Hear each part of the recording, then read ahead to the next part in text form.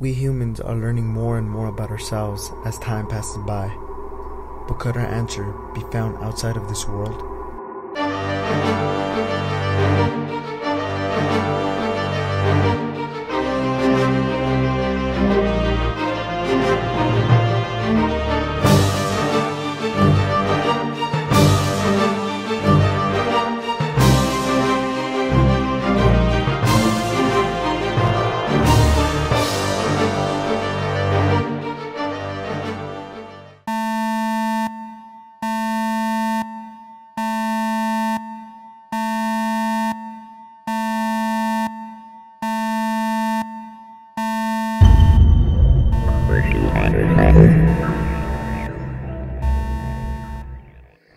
Did you see that?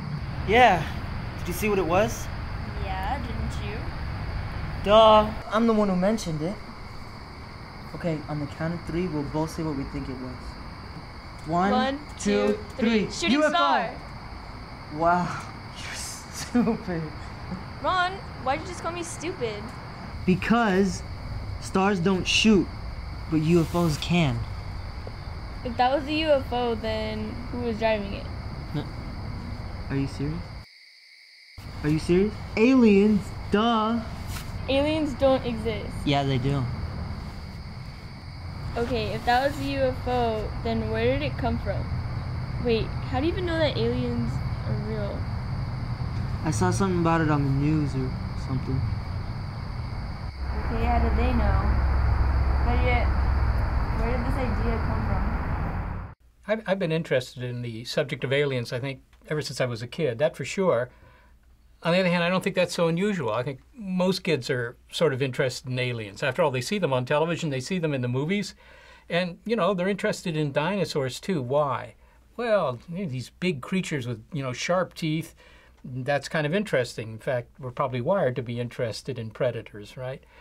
And aliens are somewhat the same way. Just like dinosaurs, though, you're pretty safe from aliens, right? The dinosaurs have been extinct for 65 million years. The aliens are far away. We don't see them, so, you can be interested in them without worrying too much about them. I think I was interested as a kid.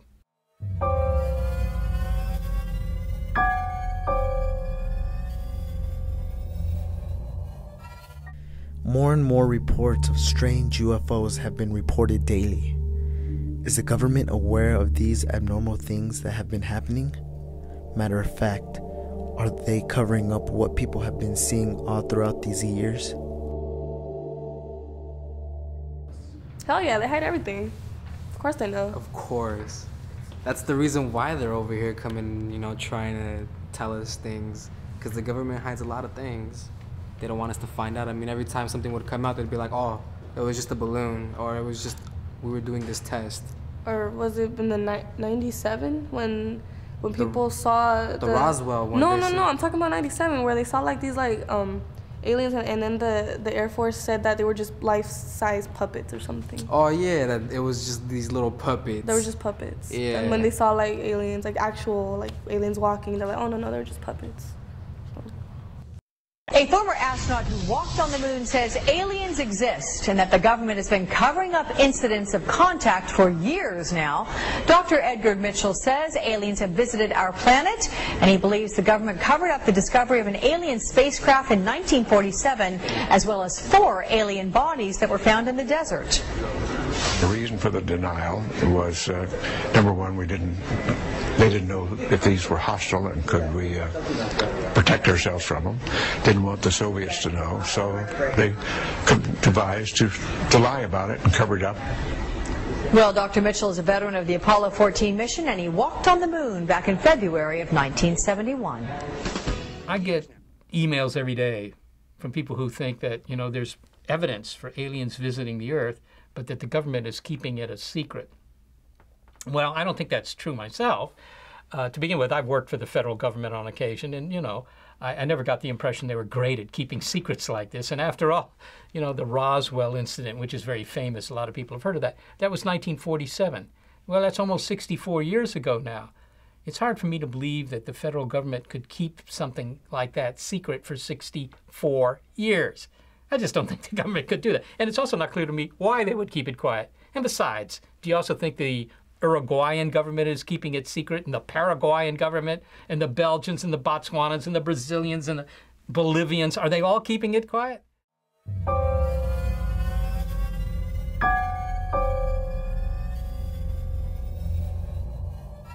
The Roswell incident is one of the most important famous UFO cases there is. From a crashed spaceship to extraterrestrials recovered and sent to Area 51. This is one of the biggest breaks to ET discovery. Roswell, New Mexico, was the supposed crash in 1947 of an alien spacecraft outside of the city, about 40 or 50 miles.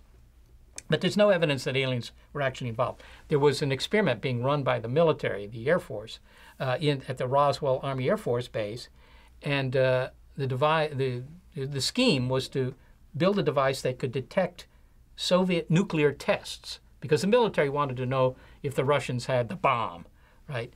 And one way they could find out is launch these balloons near the edges of the Soviet Union. They would go up to a certain height and stay there, and they had these little microphones and audio amplifiers, and they would listen for the sound waves from the blast. So they were testing out that idea. So every couple of weeks they were sending up these big balloon trains, and of course they all came down. And one of them, came down in a place where it was found by a rancher, and the military didn't want to tell them what it was really about because it was a secret program at that time. And first they said it was a weather balloon, then the next day they changed their story and said it was a flying saucer. But in fact, it was this military experiment.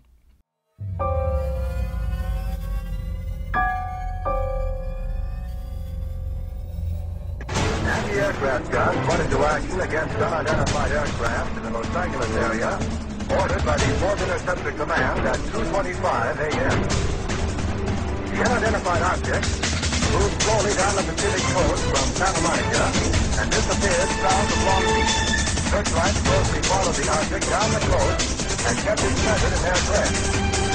Shells secretly could be seen bursting near the object, but none appeared to hit it. The shooting stopped about 3:30 a.m. Approximately 20 minutes after the firing died down, the ship returned and headed westward from Long Beach toward Santa Monica. The guns went into action again, throwing round after round of shells at the object. The second barrage appeared to be closer to downtown Los Angeles, since watchers could hear the concussion of the guns more clearly, and the flash of bursting shells was brighter. Then the ship disappeared for the second time over the ocean. We return you now to CBS in New York. That was Byron Palmer on the West Coast.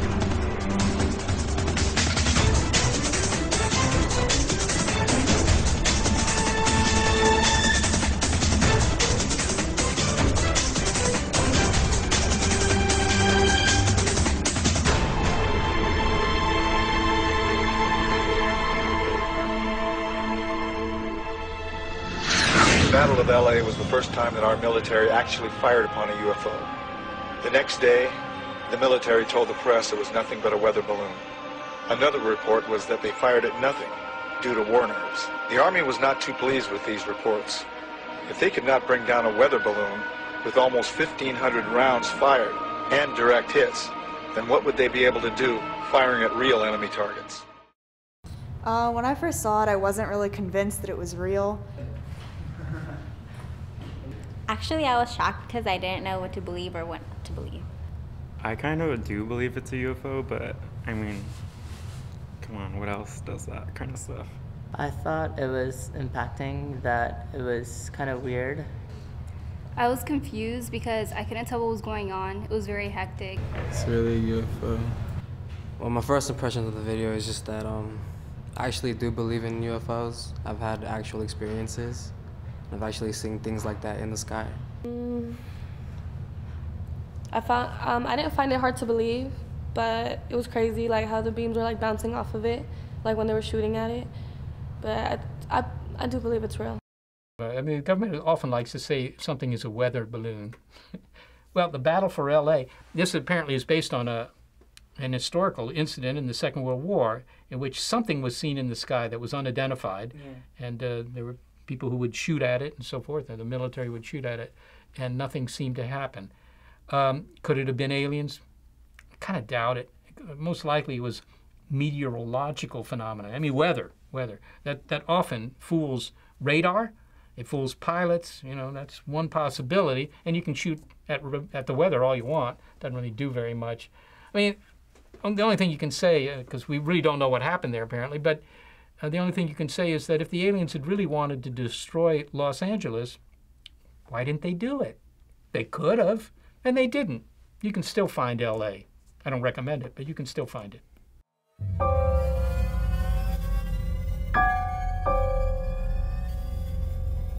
The Phoenix, Arizona lights have been seen all throughout Arizona. Hundreds of people reported seeing a V-shaped formation in the sky with lights. Is this one of the biggest UFO witness cases, or is this just a military test? The Arizona Phoenix lights have generated some notoriety in recent times because there were these lights seen in the sky by, you know, hundreds, thousands of people. Right? There's no question that there were lights in the sky. Now, there were two sets of lights actually, and the ones that were very persistent. There's video of this. You know, they're just falling slowly. These lights in parallel. They look like flares, and according to the military, they are flares because there is an Air Force base near there, and they were doing exercises in which they dropped flares. So there's your choice. You can believe that the military actually was dropping flares, or you can believe that aliens were visiting Phoenix to get some fast food Tex-Mex cuisine. I mean, it's just, you know, your choice. There was another set of lights that was seen over Phoenix that same night, and apparently that has been traced to a flight of military aircraft that was coming down from, I think, California or Nevada. But there was an amateur astronomer, actually, who saw that, whatever those things were, going overhead, and he actually managed to swing his telescope around, took a look, and when he was asked what were they, he said, airplanes. So, you know, the Phoenix lights, there's no doubt something was seen, but there's no good evidence that any of it was extraterrestrial.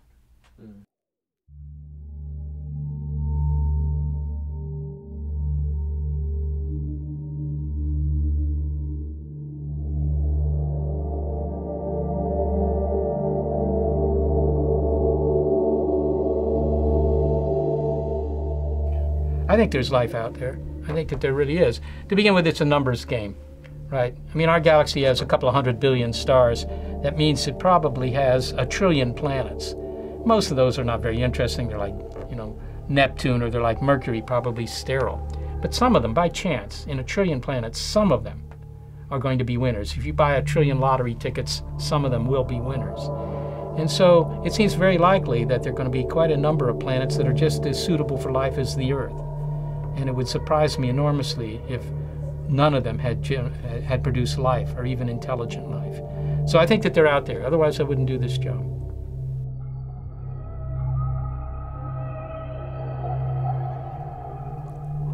All in all, no one really knows what's out there. The world, galaxy, and universe is full of unknown wonders. We could possibly be the only living, complex, dominant life out there. Or this universe could just be a speck of dust laying peacefully on a safe flower. Ultimately, it's up to you to decide to whether to choose to believe it or not.